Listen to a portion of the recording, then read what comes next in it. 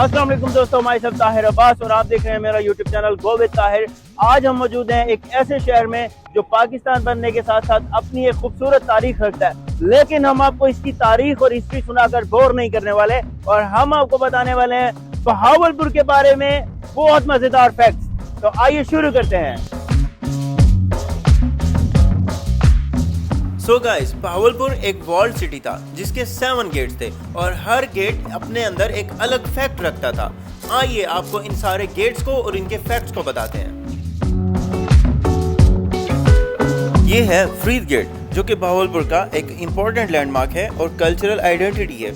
इसका नाम बाबा गुलाम फरीद के नाम पे रखा गया था। इसके अंदर से जो रास्ता निकलता था वो इंडियन स्टेट बिकनारी में जाता था।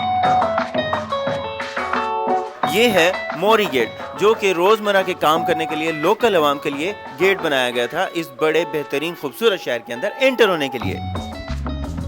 और ये है दरावड़ी गेट।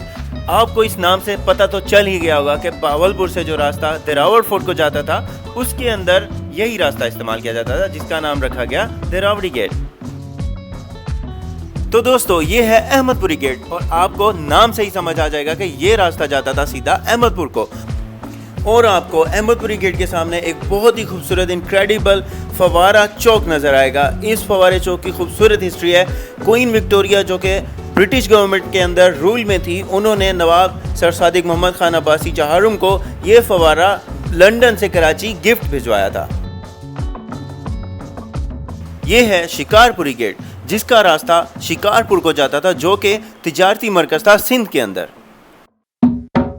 नवाब साहब के दौर में बहुत सारे गेट्स के अंदर बहुत सारी खासियत थी और इस गेट की खासियत ये थी कि इसके अंदर से ट्रेडर्स, ट्रैवलर्स और यहाँ के लोकल्स एंट्री मारते थे। और इसके साथ साथ इसका नाम बोहड़ गेट इसलिए था क्योंकि इसके साथ पीपल का यानी बोहड़ का एक बहुत बड़ा दरख्त था। दोस्तों, ये है बहावलपुर का आखिरी और 7वां मुल्तानी गेट। इसके अंदर से जो रास्ता निकलता था वो मुल्तान को निकलता था। आपको बताता चलूँ, बहावलपुर के साथ साथ मुल्तान भी एक वॉल्ड सिटी था जो कि बहावलपुर से 100 किलोमीटर दूर है। तो दोस्तों, ये है जामिया मस्जिद अल सादिक, जिसको अल सादिक मस्जिद भी कहा जाता है। ये बहावलपुर सिटी के दरमियान में वाक़या है और ये 250 साल पुरानी मस्जिद है।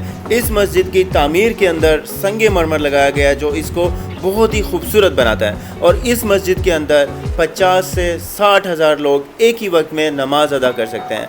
और इसके अलावा मैं आपको बताता चलूँ, ये नवाब सर सादिक मोहम्मद खान अब्बासी पंजुम ने तामीर कराई और इसकी रिनोवेशन जो थी 1935 में हुई।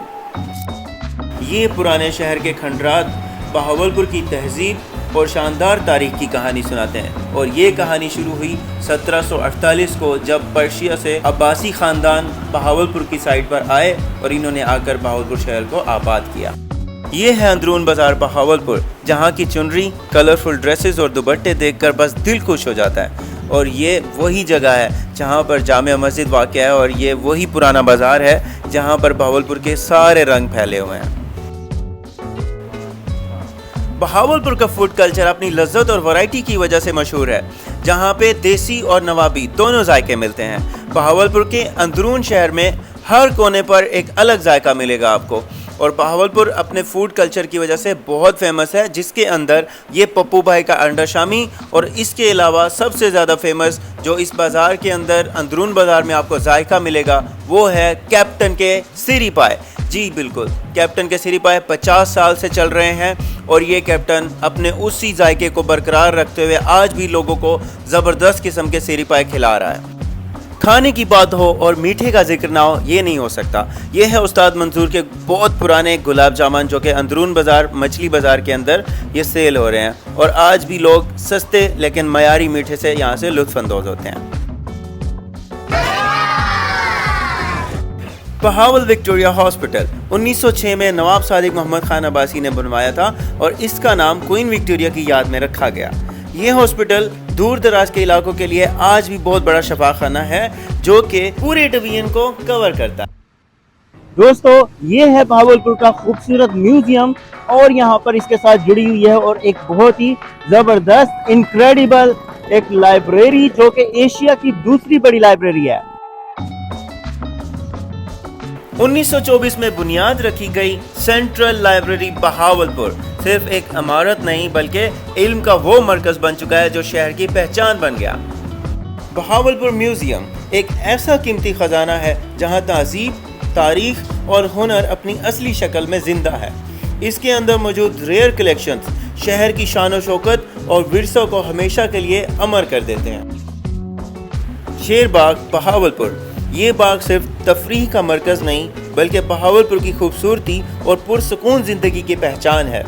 ये पाकिस्तान का दूसरा बड़ा शेर बाग है जिसके अंदर मुख्तलिफ किस्म के परिंदे और जानवरों की बहुत सारी नस्लें यहाँ पे मौजूद हैं, जहाँ पर दूर दराज के इलाकों से लोग इनको देखने आते हैं और छोटे बड़े बच्चे सब देखकर इनको बहुत महसूस होते हैं। इसके अलावा आपको ये जानवर नज़र आ रहा होगा, इसका नाम है पेलिकन और ये बहावलपुर की एक ख़ास पहचान है क्योंकि नवाब साहब के बहावलपुर के और उनकी रियासत बहावलपुर के लोगों के अंदर इसको शामिल किया गया है।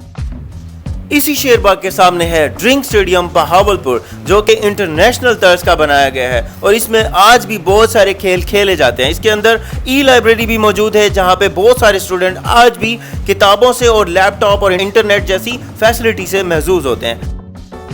ये है महलों जैसा दिखने वाला एक रेलवे स्टेशन जो कि बहावलपुर की एक खास पहचान है और इसके अंदर एक ज़बरदस्त किस्म की बिजनेस ट्रेन जिसका नाम ग्रीन लाइन है उसका स्टॉप भी रखा गया है। तो लिहाजा आप कराची, लाहौर और इस्लामाबाद से बहावलपुर घूमने के लिए ग्रीन लाइन ट्रेन पर आ सकते हैं। दरिया सतलुज वो शानदार दरिया है जो सदियों से बहावलपुर की ज़मीन को जरखेज़ बनाता आया है। तो ये था बहावलपुर का एक खूबसूरत व्लॉग। उम्मीद है आपको ये पसंद आया होगा। प्लीज़ हमारे चैनल को सब्सक्राइब करें, शेयर करें और कमेंट्स में हमें बताएं कि आपको ये व्लॉग कैसा लगा। मिलते हैं अगले व्लॉग में।